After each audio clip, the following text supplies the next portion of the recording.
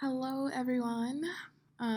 My name is Kayla Posley, and I am a KIPP alum, and I'm going to help you guys get started with some resume building 101. So, a little bit about me.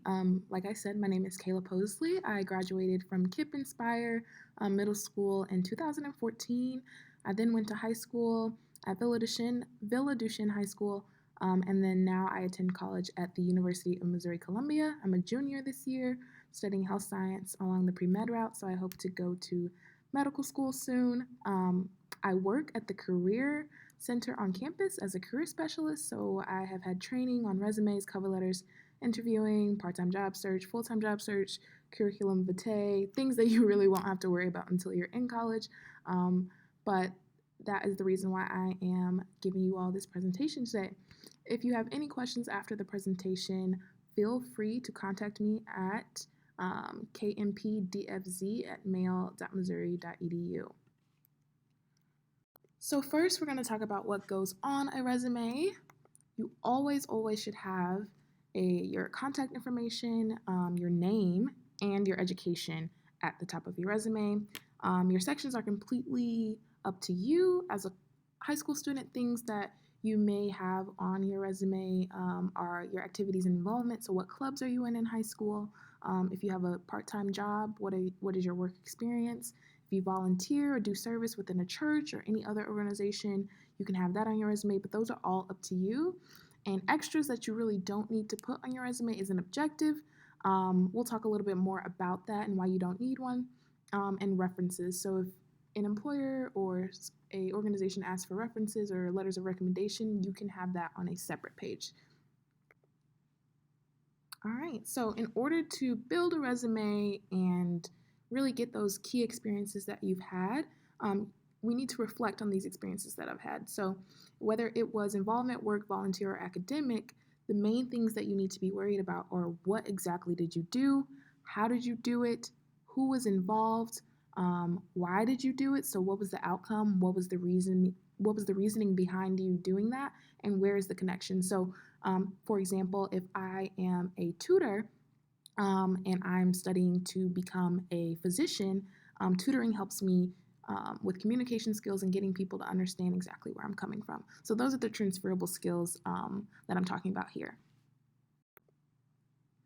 So we need to start with the basics. So let's say I was a server. So I worked at a restaurant. That is the basics. But in order to build that and make it stronger and make it appealing to whoever is reviewing my resume, I need to add strong action verbs, context. So if I have those numbers, for example, I served at a restaurant in crowds of over 60 or 70 people. You can add those numbers in there and those details. You also want to add strengths and skills. So what did you learn at that server position? Were you able to multitask? Were you able to work in a high-paced environment, fast-paced environment? Oh my goodness. And who were you interacting with? Were you on a team? Were you working with your manager? Were you working with your coworkers? Things like that. You want to include that in there. And one of the most important things to include is the result. So obviously you were serving in a restaurant, but why did you do it? What was the point of it? So you were serving a customer food, but what was the point of that? So an outcome or a result of that could be improving the efficiency of the work environment. You could also say an outcome could be catering to the customer's experience. So there's so many different outcomes and skills learned that you can always say after you are explaining about the position that you've worked at. So in order to have those strong bullet points, here is an example of what a bullet point should look like when you're describing your position.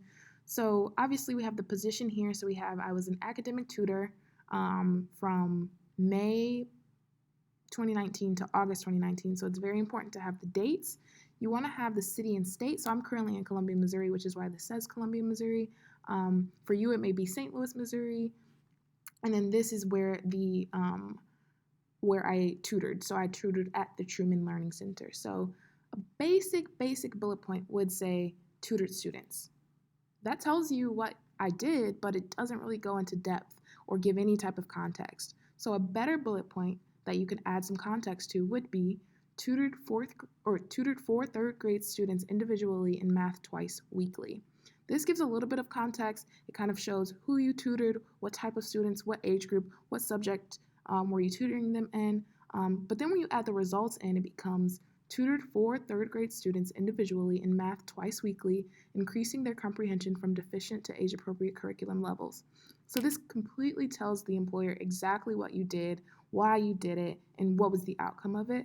If we really wanted to add a second bullet point and explain the people and the strengths and the skills, you can say, focused on students' individual learning styles, maintained a positive approach to challenges, and updated parents regularly on their child's progress. So in this bullet point, we see that strong action verb of focused. We see what the task was. So we focused on students' individual learning styles, blah, blah, blah. And then the result was that I was able to update parents regularly on their child's progress, and I maintained a positive approach to those challenges. Now, I told you about using those strong action verbs. Every single one of your bullet points should start with an action verb. It should not have I, me, or we, or anything like that. So it should always start with an action verb. Here is a bank of action verbs that you can literally screenshot from this video or take a picture of and use these synonyms to better enhance your bullet points. So instead of saying helped, you can say advocated, aided, answered, assisted, cared for, and the list goes on and on. So using this can help you tremendously during your resume building process. Like I was saying, action verb plus your task plus your results on every single bullet point. So if you have your resume, pull it up and look at it. See any areas where you can add numbers or details, where you can see yourself adding your strengths and skills, and add how that experience turned out or what you learned, which is also the result. And if you don't have your resume or if you're just building, be sure to think of those things. So think of the numbers that you've had. Don't make them up. If you don't have them, it's completely okay, but they do add to your bullet point. Add the individuals or groups that you worked with. Employers and organizations that you're applying for really like to see teamwork, so that is a big, important bullet point to add. Write down your strengths and make connections to your tasks, and add how the experience turned out or what you learned from the experience. So here is an example high school resume. So right here where it says high school student resume, that is where you want to have your name. Your name should be the biggest thing on the page, between 16-point font and 24-point font. And then you want to have your phone number for sure on your resume and your email. Your city and state is optional, but it does let the employer know that you're local. And then you can have your LinkedIn website, which is usually for college students and above, so you don't really have to worry about that right now. Underneath that, they actually have a profile, which is also called a summary of qualifications. So it kind of just explains a little bit about yourself in third person. So again, you want to avoid using I, me, or we. So this says motivated student who demonstrates strong work ethic and creative ability. So that's just a couple sentences explaining to the employer exactly who you are, and then it has the experiences below to back it up. Your education should go right underneath that. With that, you have whatever high school that you are in. So obviously KIPP High School, St. Louis, Missouri, what your classification is, if you're a senior, junior, sophomore, freshman. GPA is completely optional. You do not have to put that on your resume unless it's required by whoever you're applying for. And if you want to put relevant coursework, honors clubs, you can do so. Another thing that this does not have that I would recommend is adding your anticipated graduation date. So for example, I'm a junior in college and my anticipated graduation date is May of 2022. So for you all, it may be May of 2021, May of 2022. Include the month and the year that you will be graduating.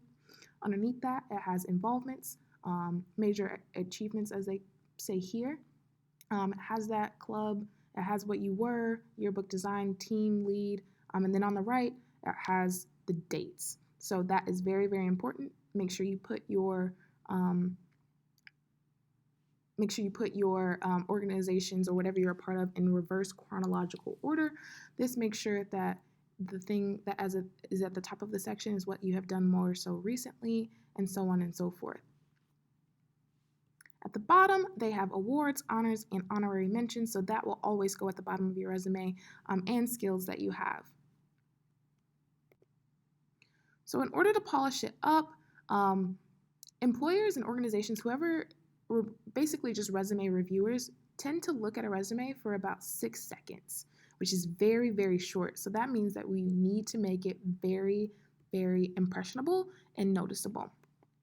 So for example, make it skimmable. So make sure you bold some things that you think are very important. You can italicize them, you can underline them, and make sure it's in bullet points. So don't just type a paragraph about what you did in an experience.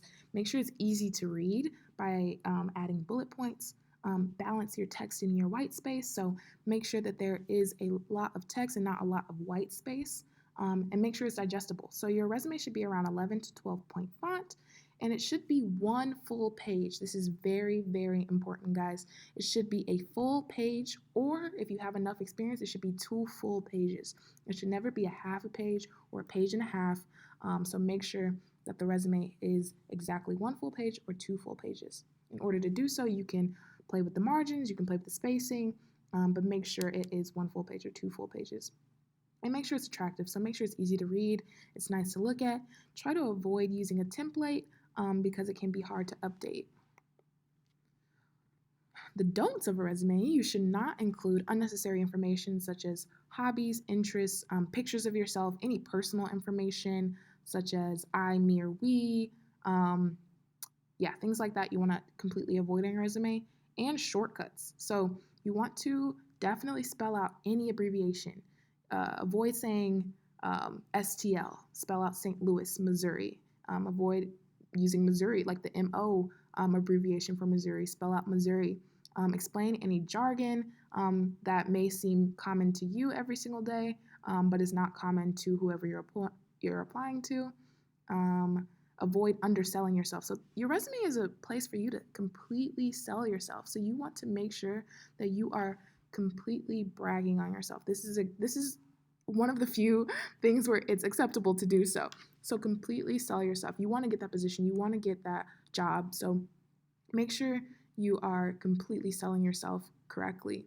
And resume killers are incorrect information and embellished information, and grammar or spelling errors. So proofread your resume 5,000 times. Make sure there's no errors, and make sure there's not embellished information. So embellished information is things like I saved all the whales. So it's very unlikely that you saved all the whales. So don't put that on your resume, and definitely do not lie, because if your employer finds out that you have lied on your resume, even in the future, if you have even already gotten the job, it can be very detrimental to you. You can end up losing your job or not even being considered for the position in the first place. So yeah, those are a little bit about your do's and don'ts. Feel free to watch this video over and over. You can try it out for yourself, and then refer to this video at any time for help while drafting your resume. Feel free to contact me, and then your teacher will prepare you even further. Have a good day, guys.